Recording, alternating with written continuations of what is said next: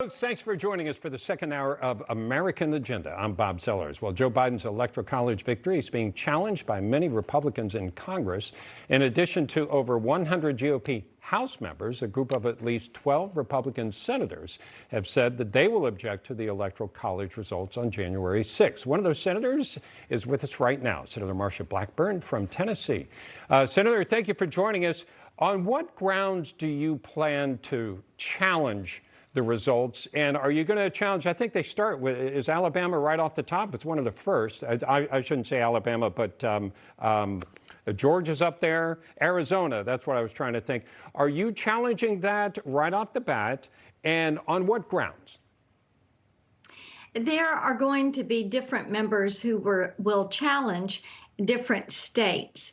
Our goal in pulling together a coalition is to say, look, there is a way to solve this. You know, Bob, we've heard a lot of people complain about they think there are irregularities, but no one has offered a pathway, a plan of action on how to address this.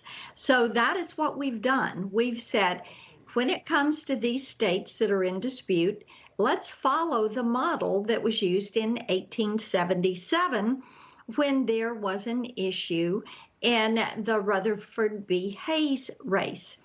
And they put together a commission. It reported back to the House and the Senate. The Electoral College votes were awarded to Rutherford B. Hayes. Now, the other thing I think is important in this discussion is some are saying, oh, this is un-American, you shouldn't do this, it is not constitutional. I argue quite simply that, yes, this is constitutional. And Bob, you didn't hear the media in all in a tiz in 2001 or 2005 or in 2017 when there were 11 challenges that were offered to President Trump's numbers. And so now we are saying at this point in time, these disputed states, there needs to be a commission that is going to say, you know, we've investigated this and this is our conclusion. The reason this is so important is quite simply, what did the Democrats do the day after Donald Trump was elected? They announced that they had named themselves the resistance. They were going to resist and obstruct Donald Trump every day during his presidency. So that has been their goal. And they've called him illegitimate. They've called the elections illegitimate, and they've done it for 4 years. So you know what? There is a way, a constitutional way that is given to us through Article 2. Let's use that. Let's work with the states who Article 2 gives them the authority to set the time, place, and manner of elections, and they work with the subdivisions of their state, which are the counties, and it is time for these states to say, you know what, we need to revisit the way election law is being implemented. We need to make certain that votes are being fairly counted. I'm sure you're aware Senator Tom Cotton at this point has put out a statement. And one of the things he points out is that there's been an election that voters have voted, that there have been challenges in the courts that I guess you could say, I'm paraphrasing, have not gained traction. And so his concern is if you go this route, then you're giving all the power to the parties. Which would be the case in the future, maybe an unintended consequence. How do you respond to Senator Cotton's criticism? What we do is turn it back to the state legislature.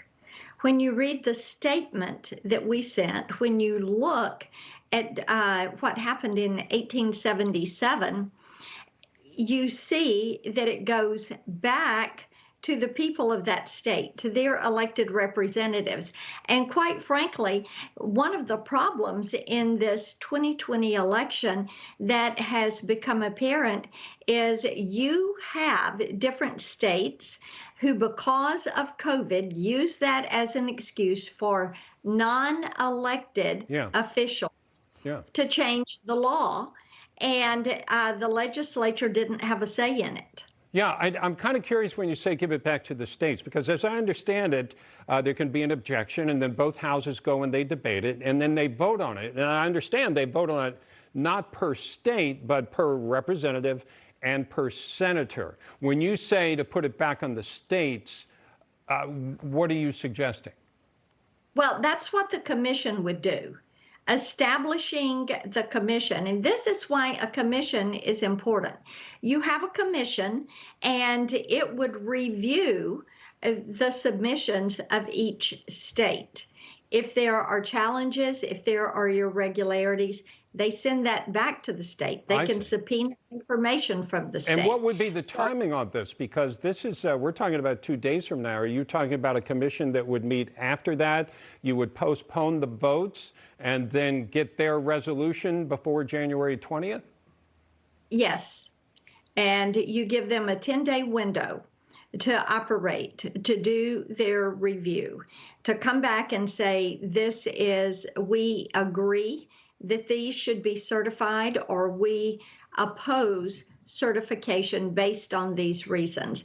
And, in the case of Pennsylvania, we are hearing that it is likely the Supreme Court is going to take that case up, but it would be, I think, next month or the month after. Okay. What should we look for on Wednesday? What you should look for on Wednesday is following how the vice president is going to oversee this joint session, how he will open and read the information from the states. You will have some in the House that will object at times and some in the Senate. And then the movement into the separate entities, the separate bodies, in order to debate that. It is going to be important that we make the case for why this needs to be reviewed, and it should be turned to the commission of 5 senators, 5 House members, and 5 from the Supreme Court to quickly, expediently handle this review and come back to us for a final vote and for clarification on this process. And that is what we need. People want to know that there is clarity. And Bob, the other thing that I would hope that we see come from this, as I said, the Constitution gives the authority to the states to handle this. So my hope is that individuals that are coming to D.C. to support the president, that they will return home, go to their state legislators and say, you know what? We need to establish a commission like the senators have discussed, and we need to review election law and election policies in our state. And if there is going to be a form of mail-out balloting, let's make it secure. Let's make certain that signatures are matched, that the voter rolls from various counties are updated every year, so that you do not have this problem. Yeah, I think that's going to be bipartisan. People across the country think there need to be some standards to make sure that this doesn't happen in the future, that people doubt the outcome. Well, I don't know if you're in D.C. I know you just weren't, or back in Brentwood, but my family, we just moved from Brentwood to Northern Virginia, and we sure miss Brentwood. It's a special place. So, Senator, thank you. It certainly is. Come back often and visit. Take care now. We do as often as we can. Thank you so much, Senator. Sure. Bye-bye.